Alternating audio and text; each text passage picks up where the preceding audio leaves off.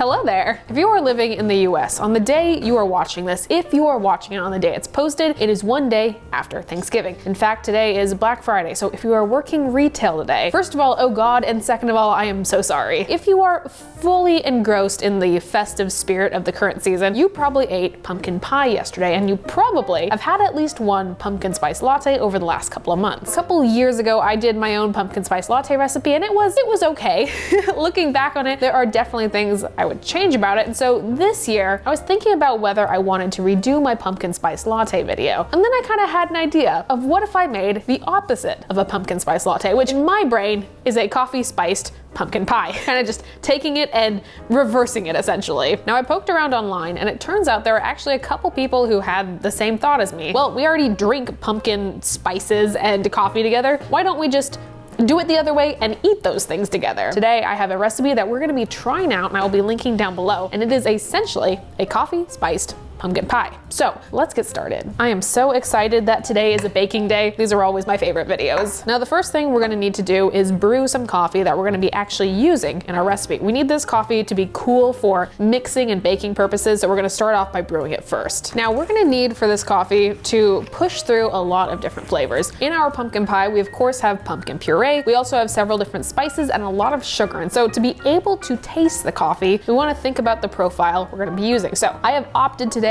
for a medium to dark roast coffee, so something that is pretty roasty, pretty robust in flavor, starting with this. None of the usual lighter stuff that I prefer to go with. Consider this baking coffee, if you will.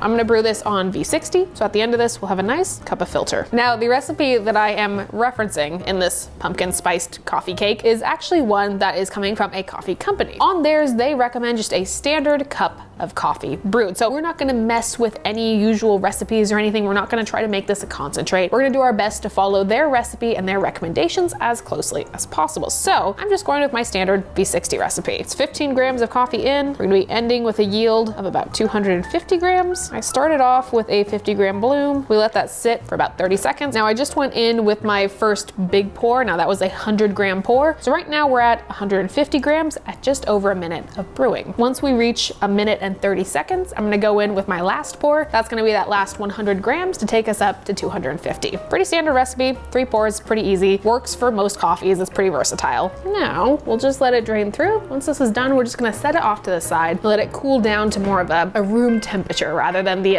current like 205 degrees Fahrenheit it's sitting at. And again, because I'm using a roast profile that is a bit darker than I usually go, you really get some nice classic coffee smells going on here. This is setting up to be the right mood for very good baking.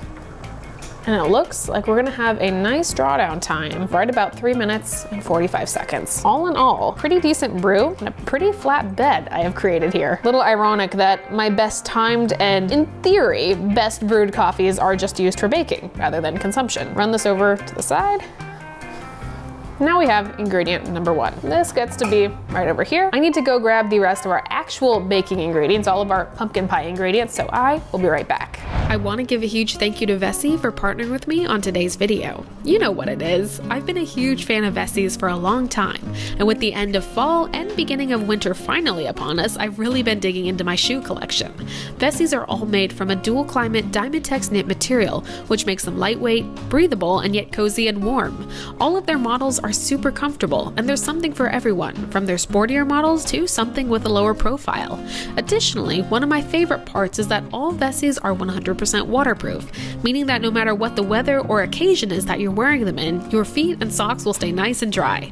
So if you're ready to get started with a pair, it's the right season, because Vessi is giving away a pair of socks of your choice with the first 100 shoes sold using my code SOCKSMorgan.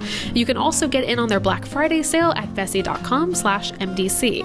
Again, that's code SOCKSMorgan or the top link in the description down below. And thank you again to Vessi for sponsoring today's video.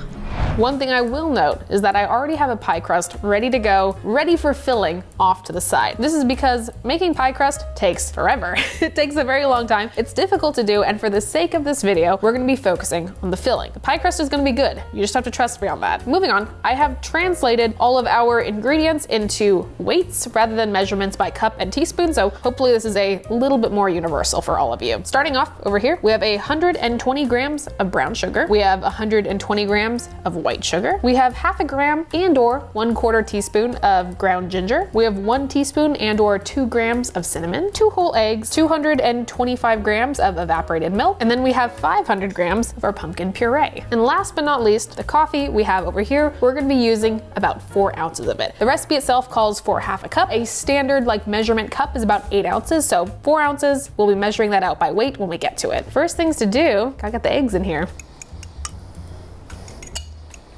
Eggs are, I think, thoroughly whisked up and broken up in there. Our recipe would like us to combine most of our dry ingredients into one bowl before combining with the wet ingredients. So we have our sugar, we have our other sugar, and we have some cinnamon. I'd like you to all appreciate the little cat saucers that I have here. And lastly, our ground ginger. Dry ingredients are to the side. We'll now work on our wet ingredients. Now have our 500 grams, which feels like a lot, but I believe it is the right amount, pumpkin puree. Just gonna add this, about half of it to start off with. Begin mixing together with our egg mixture. It's a lot of fun sounds happening here because of this combination. Now we'll add in our last half. Once we've thoroughly mixed, we have our dry ingredients. Once more, I'm gonna go about half at a time. Second half. We now have our 225 grams of evaporated milk. Just gonna add while whisking. This feels very liquidy. It has been a hot second since I have made a pumpkin pie, but we will see how this turns out. Lastly, we now have our coffee. Now about 4 ounces of coffee should be roughly 115, give or take a couple grams of liquid. And that is 115 as I spill wildly all over the scale. I've set the remainder of the coffee we have off to the side because we will be using it for something else we're making today. And now our coffee, which is not cold by any means, but definitely more of a room/body temperature than it was previously, goes into our mixture and we mix. Now that we have created this lovely slurry of ingredients in here, let's get our pie pan, let's get this in the oven. As you can see, and I told you so, I already have a pie crust ready to go and it looks pretty good. It doesn't look great by any means, but it looks pretty good. Based on my own knowledge of myself, I certainly don't trust myself to pour this in. So I'm gonna be using a measuring cup to sort of ladle our mixture into our pie pan. By the way, the oven is currently at 425 degrees.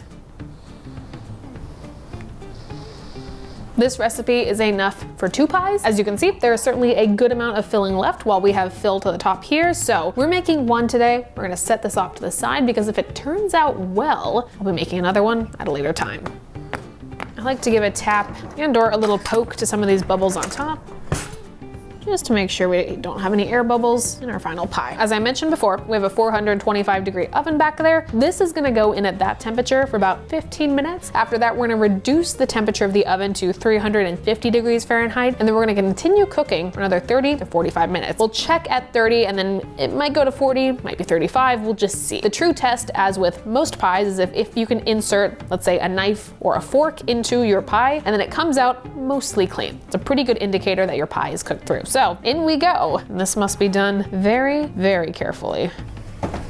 That's gonna be in there for 15 minutes. During that 15 minutes, while we're waiting to reduce the temperature, we have a topping to make. We're gonna make some coffee-infused whipped cream to put on top once this is all done. Let's get started on that. The ingredients we're gonna need for our coffee whipped cream, we have, of course, heavy whipping cream. We have the remainder of our now pretty cool coffee here. We'll wanna make sure this is actually cold at this point. Adding warm things when making whipped cream will cause it to not set up. We also have some vanilla paste. If you would like to use vanilla extract, you can also use that. And then we have some sugar for sweetness. And you know, I got this out, but I think I have an immersion blender that's gonna work even better. Let me go see if it works.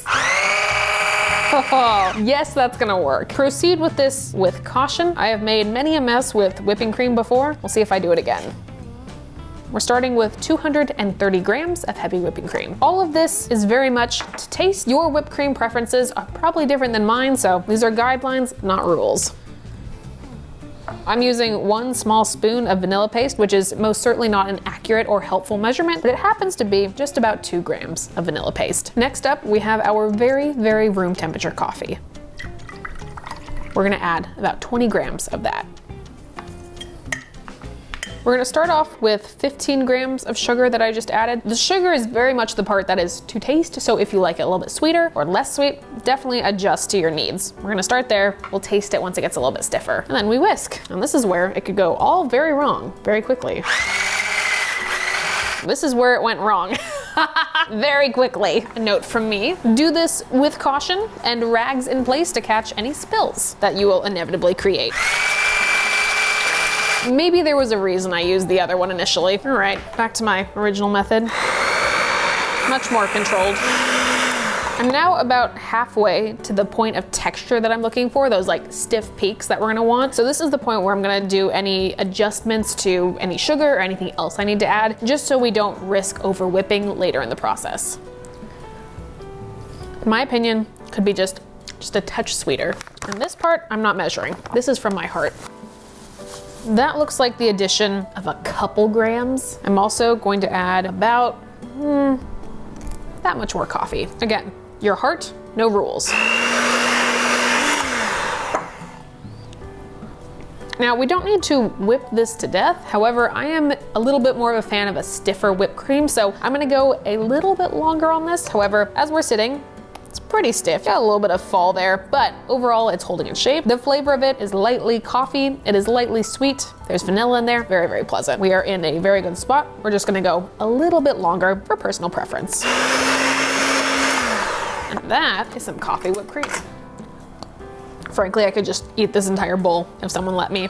Since this is my house, I could be that person to let me. However, I know I shouldn't, and my stomach knows that I shouldn't. I'm gonna transfer this into a smaller bowl. We are just about at that 15 minutes. This took up the perfect amount of time. So I'm gonna drop the oven temperature to 350. We're gonna leave it in there for another 30 to 40 minutes, checking in between. And then after that, when we remove it, we will let it cool for about an hour. And then it's time to taste whether we actually have a coffee spiced pumpkin pie. I'm gonna complete all those steps on my own, and I will rejoin you very shortly.